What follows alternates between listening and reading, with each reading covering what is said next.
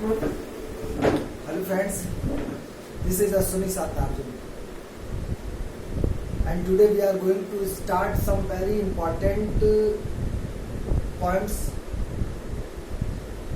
of chapter 3 of Indian Penal Code.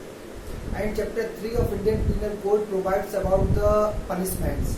So today we will discuss the various punishments under Indian Penal Code.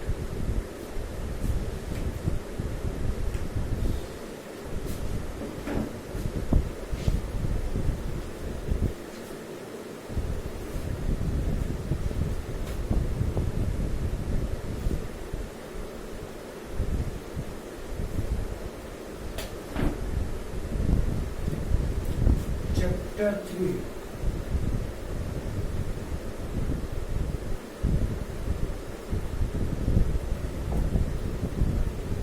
talks about punishments.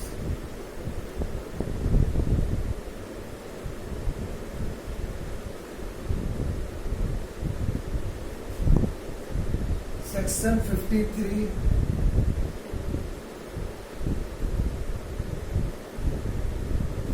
of Indian Penal Code gives the various types of punishments. First, death, also known as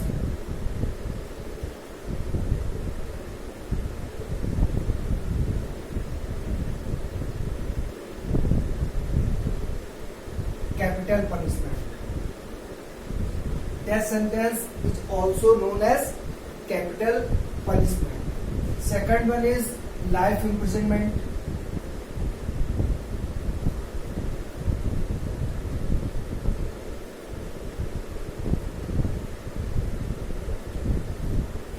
And friend, it should be very clear that life imprisonment means the whole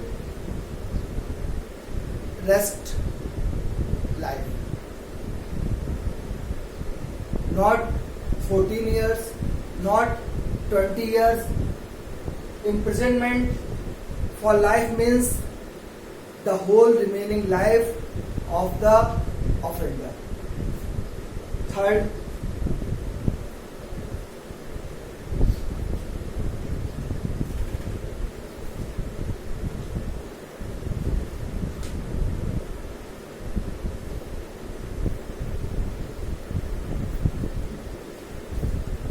was transportation for life.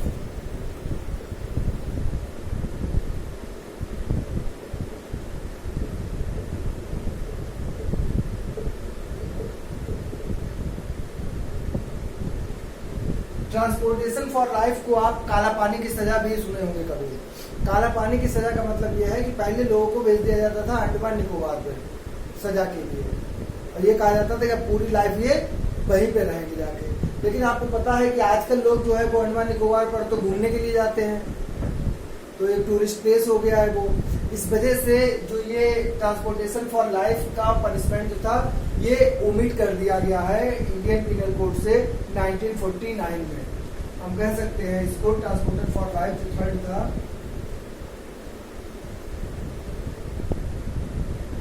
Omitted इन 1949 में ये omit कर दिया गया। तो first जो punishment है वो है death. Death is also known as capital punishment. Life imprisonment. Third जो ट्रांसपोर्टेशन था ये आज की डेट में क्या हो गया, रिपील हो गया है। Fourth imprisonment.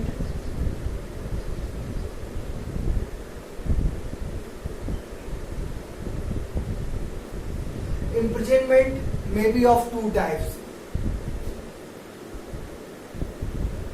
One is rigorous and second is simple. Rigorous means सश्रम कारावास। रिगरस कहा जाता है, कहते हैं कि तुमको जेल में चक्की पीसनी पड़ेगी। चक्की पीसनी पड़ेगी मतलब काम करना पड़ेगा। तो जो इम्प्रिजनमेंट होता है ये दो तरह का होता है, एक तो रिगरस होता है, एक सिंपल होता है। सिंपल में आपसे काम नहीं कराया जाता, और जो रेगुलर इम्प्रिजनमेंट होता है इसमें हार्ड लेबर आपसे कराया जाता है। ठीक। Fifth,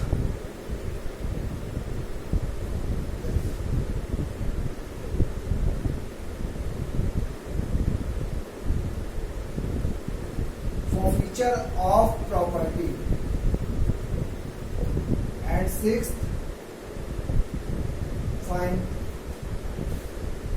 At the commencement of Indian Penal Code, there were 6 types of punishments. First one is death, second is life imprisonment, third transportation for life, fourth imprisonment. Imprisonment may be rigorous or simple.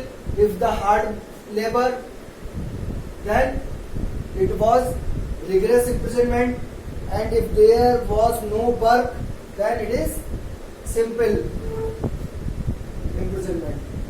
Fifth, forfeiture of property. Sixth, fine. हम देख रहे हैं कि 6 तरीके के punishment पहले थे Indian penal code में कमेंस हुआ था, लेकिन ट्रांसपोर्टेशन फॉर लाइफ जो है ये ओमिट कर दिया गया, रिपील कर दिया गया, और आज की डेट में 5 तरीके के पनिशमेंट जो है वो सेक्शन 53 में दिए गए हैं। मृत्युदंड, आजीवन कारावास, कारावास जो सश्रम कारावास भी हो सकता है और सादा कारावास भी हो सकता है। फॉरफीचर ऑफ प्रॉपर्टी, आपकी प्रॉपर्टी को जब्त किया जा सकता है और आप पे फाइन इंपोज किया जा सकता है।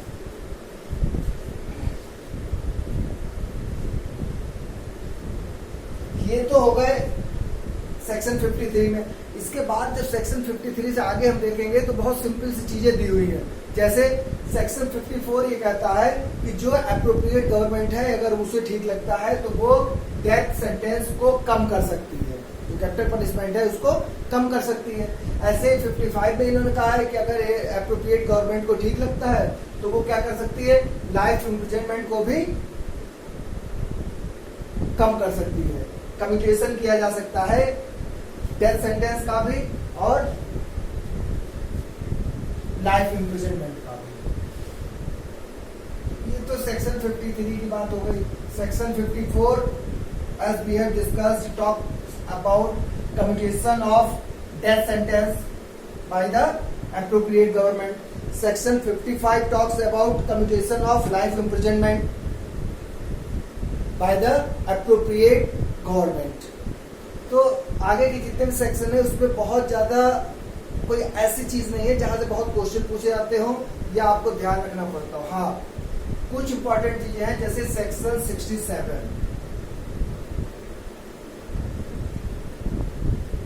हमने अभी देखा कि 5 तरह का पनिशमेंट दिया जा सकता है। 5 तरह का पनिशमेंट का मतलब क्या है, ये भी हो सकता है a person may be awarded by the imprisonment as well as by the fine. कि उसको मान लीजिए किसी को 2 साल की सजा दे दी गई और 1000 रुपए फाइन भी डाल दिया गया, तो उसको क्या करना है, सजा भी काटनी है, जेल भी काटनी है, और जो फाइन उस पर डाला गया है वो भी उसको भरना है। अब मान लीजिए कोई बंदा जो है वो सजा काट रहा है लेकिन फाइन भरने के लिए उसके पास पैसे नहीं है, तो फाइन ना भरने की वजह से क्या होगा, उसकी सजा और बढ़ा दी जाएगी। सिंपल सी बात है, अगर आप फाइन नहीं देते हैं तो सजा आपकी इंक्रीज कर दी जाएगी। लेकिन सेक्शन 67 बात करता है उन केसेस की जहां पे केवल पनिशमेंट में फाइन ही दिया जाता है। ऐसे ऑफेंसेस जिसमें केवल क्या दिया जाना है, फाइन ही दिया जाना है, और वो फाइन ऑफेंडर नहीं दे पा रहा है, कन्विक्टेड नहीं दे पा रहा है, तब उस फाइन ना देने की वजह से क्या होगा, उसको पनिशमेंट दिया जाएगा। तो हमें ये देखना है कि अगर फाइन का केस है और फाइन नहीं दिया जा रहा है तब पनिशमेंट कितना होगा।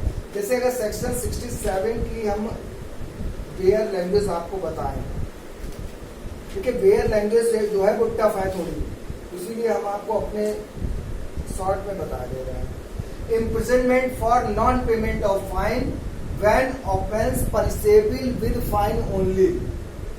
ऐसा कोई ऑफेंस है, that offence is punishable with only fine and then non payment of that fine.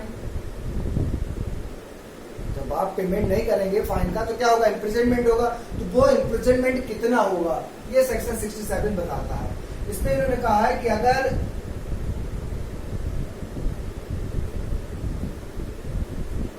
Fine जो है वो लेस देन 50 रुपीज है,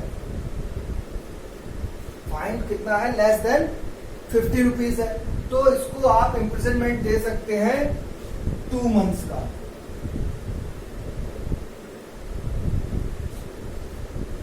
अब फाइन अगर है 50 to 100 रुपीज, तब आप इसको दे सकते हैं 4 मंथ्स का। But if the fine is more than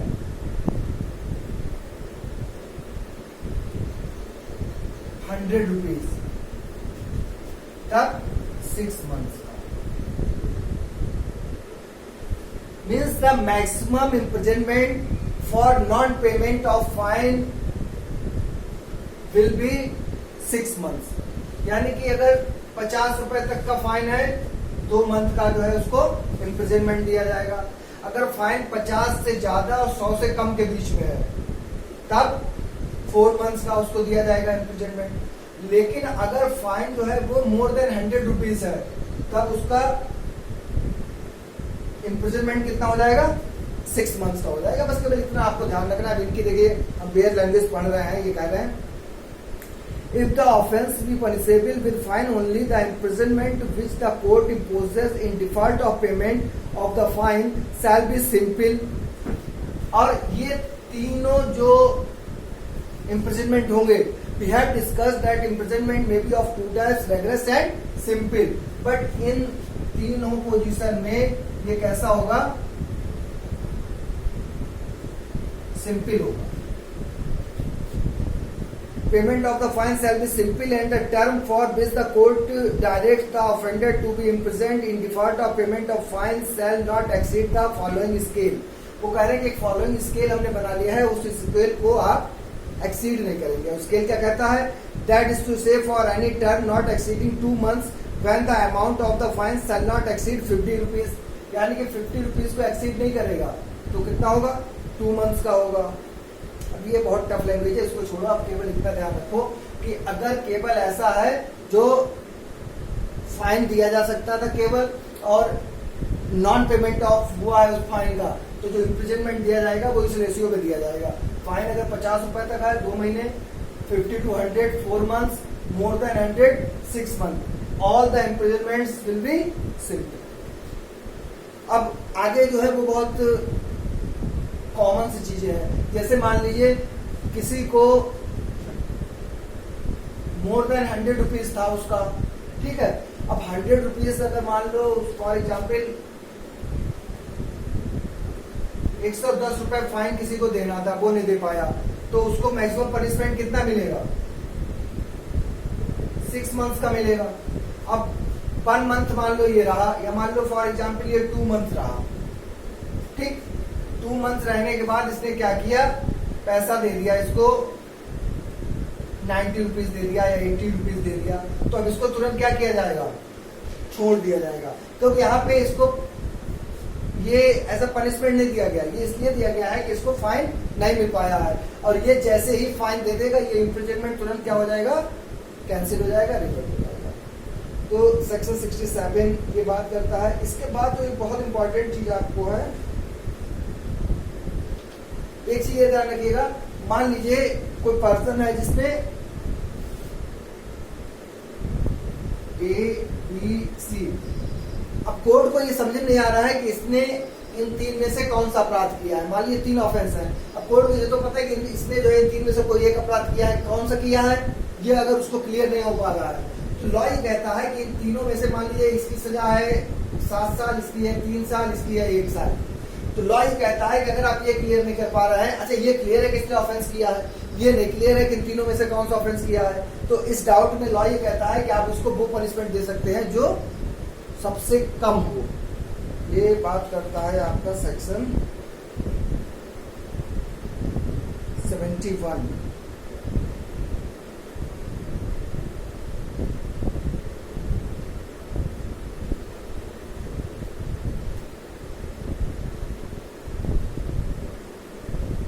seventy 71 में जो है वो तरीके दिए गए हैं अलग अलग से। 72 में इन्होंने दिया है punishments of persons guilty of one of several offences the judgement stating that is doubtful of which. ठीक,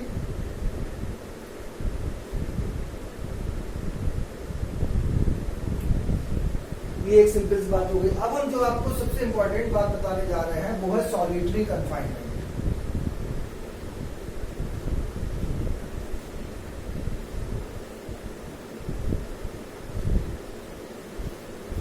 सेक्शन 73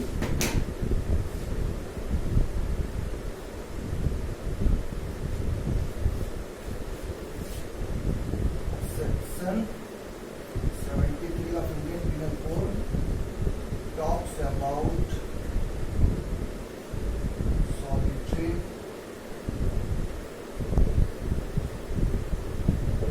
confinement। सॉलिटरी कन्फाइनमेंट क्या होता है? इसको एकांत कारावास भी कहते हैं। या जैसे आपने मूवी वगैरह में देखा होगा, किसी पर्सन को एक बहुत छोटी सी कोठरी में डाल दिया जाता है जहाँ पे सही से ना लाइट आती है ना एयर आती है, बिल्कुल उसको अलग डाल दिया जाता है। ये पनिशमेंट कराता है सॉलिटरी कन्फाइनमेंट का। इसको कहते हैं एकांत कारावास। तो एकांत में किसी पर्सन को डाल दिया जाता है। तो सेक्शन 73 जो है ये कुछ रूल्स बताता है कि अगर किसी भी पर्सन को सॉलिटरी कन्फाइनमेंट दे रहे हैं आप, तो वो कितना मैक्सिमम दे सकते हैं। ठीक, वो क्या कहते हैं, जैसे मान लीजिए अगर किसी को पनिशमेंट मिला है लेस देन 6 मंथ,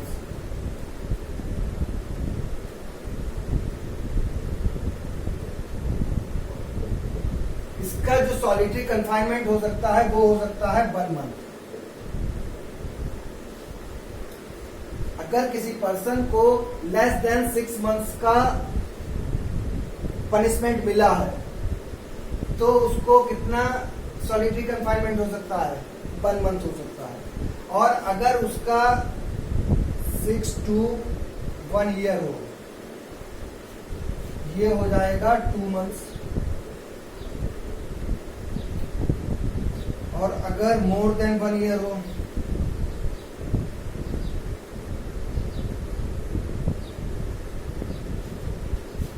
ये हो जाएगा 3 मंथ्स। जैसे सेक्शन 67 हमने देखा था maximum imprisonment non payment of fine के लिए कितना हो सकता है? 6 मंथ। ऐसे ही यहाँ पे क्या है कि अगर सॉलिटरी कन्फाइनमेंट जो है वो मैक्सिमम 3 मंथ हो सकता है। 3 मंथ से ज्यादा किसी कीमत पे नहीं हो सकता है। उसका रेशियो क्या होगा? अगर जो इम्प्रिजनमेंट है वो लेस देन 6 मंथ है तो 1 मंथ का सॉलिटरी कन्फाइनमेंट होगा। 6 मंथ to 1 ईयर है, यहाँ पे आप समझ तो आ रहा होगा, और क्लियर कर लीजिए। 6 मंथ to 1 ईयर अगर है 2 मंथ्स हो गया, और मोर देन 1 ईयर है तो 3 मंथ्स हो गया। ठीक, इसकी लैंग्वेज हम पढ़ने हैं, जरा देखिए। Wherever any person is convinced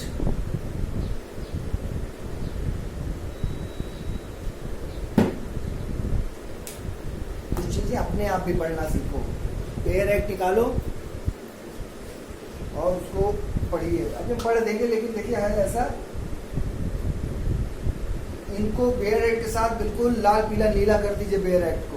bare act जब ऐसा हो जाए कि आपके अलावा उसे कोई पढ़ ही ना पाए, तब समझिए कि आपकी पढ़ाई पूरी हो गई।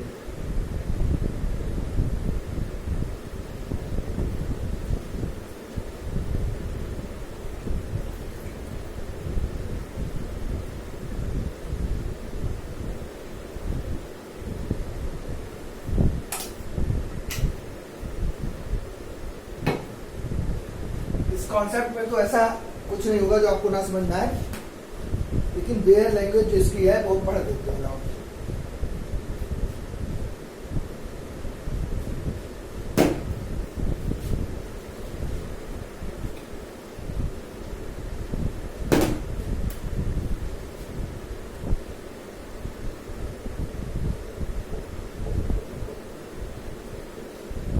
ठीक, अब देखिए बेयर लैंग्वेज क्या है। Wherever any person is convicted of an offence for which under this code the court has power to sentence him to rigorous imprisonment.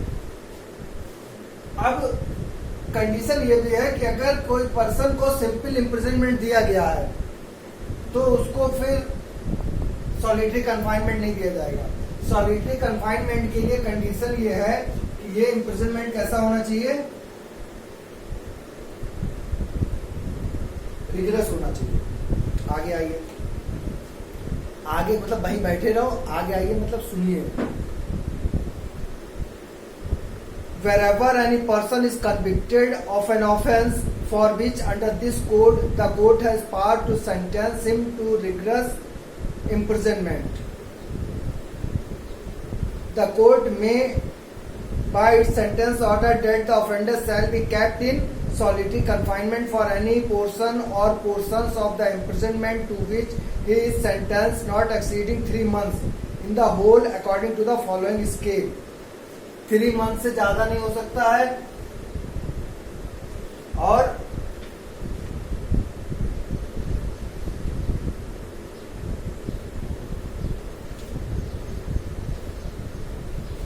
जो एक स्केल दिया हुआ है उसी के अकॉर्डिंग होगा। रिगरस में ये आई होगा।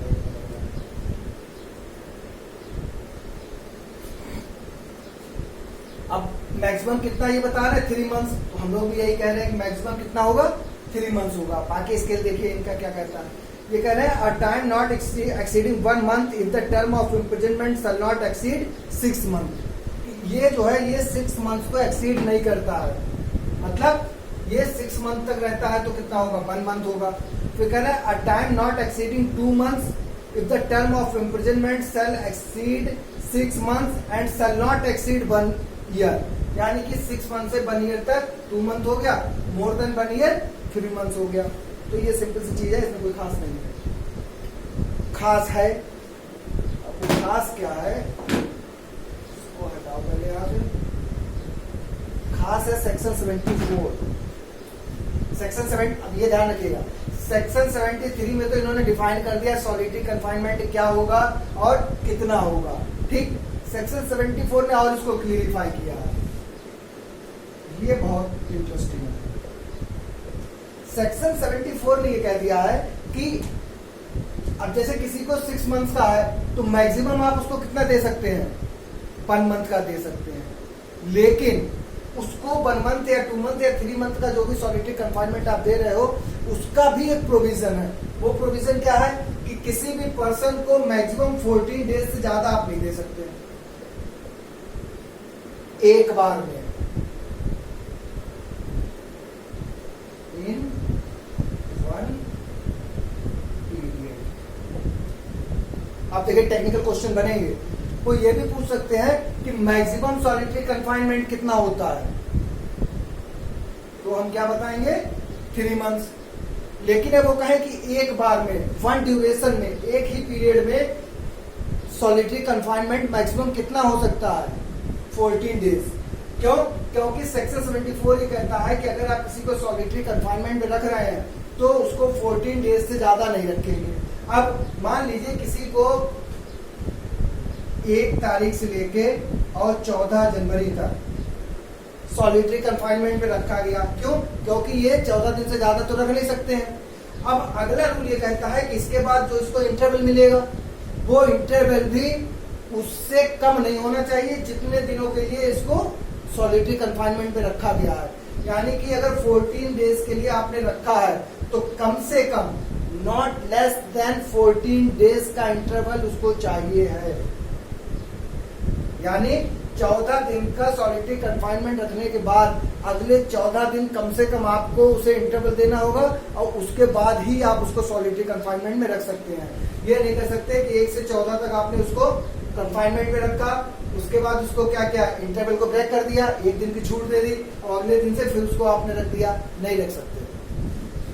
सेक्शन 74 ये कह देता है कि सॉलिटरी कन्फाइनमेंट में कोई पर्सन रखा जा सकता है मैक्सिमम 14 डेज के लिए लगातार इन 1 पीरियड, और जितने दिनों के लिए रखा जाएगा कम से कम उतने दिनों के इंटरवल उसको मिलेगा ही मिलेगा। यहीं पे नहीं रुका सेक्शन 74 ने एक बात और अच्छी कही। सेक्शन 74 ये कहता है ये तो जनरल केस में हो गया, लेकिन अगर कोई पर्सन ऐसा है जिसको जो लैंग्वेज ही पढ़ते हैं पहले आपको, जिससे आपको पता लगे कि ये 74 देखिए क्या कहता है, limit of solitary confinement. Section 73 talks about solitary confinement, section 74 talks about limit of solitary confinement. अगर क्वेश्चन पूछ दिया जाता है कि सॉलिटरी कंफाइनमेंट की लिमिट कहाँ डिसाइड की गई है, सेक्शन 73 आंसर नहीं होगा, सेक्शन 74 हो जाएगा आंसर। अब ये क्या कर रहे हैं, in executing a sentence of solitary confinement such confinement shall in no case exceed 14 days at a time, कि एट अ टाइम 14 डेज पे एक्सीड नहीं करेगा एक चीज, with intervals between the periods of solitary confinement of not less duration that such periods, and when the imprisonment awarded shall exceed 3 months, the solitary confinement shall not exceed 7 days in any 1 month of the whole imprisonment.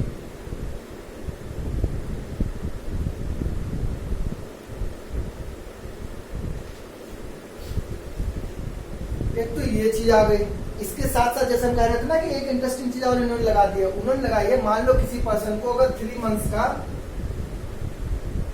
Imprisonment दिया जा रहा है, ठीक, यानी कि 14 days का भी मामला केवल तब लगेगा जब जो इम्प्रिजनमेंट है वो 3 मंथ से कम है। अगर किसी पर्सन को 3 मंथ्स का इम्प्रिजनमेंट दिया गया है तो यहाँ पे उसका सॉलिटरी कंफाइनमेंट जो होगा वो मैक्सिमम हो सकता है 7 डेज, और मैक्सिमम जब 7 डेज होगा तो इंटरवल भी मैक्सिमम 7 डेज इन 1 मंथ।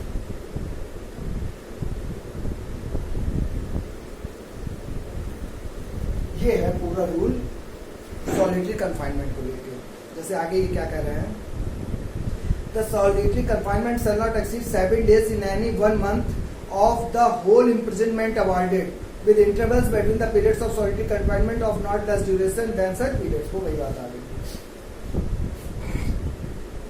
अब देखिए, अगर हमें ये बहुत सिंपल समझना हो, आज जैसे हमने क्या क्या चीजें देखी है, तो फिर से एक बार आपको बता दें शॉर्ट में।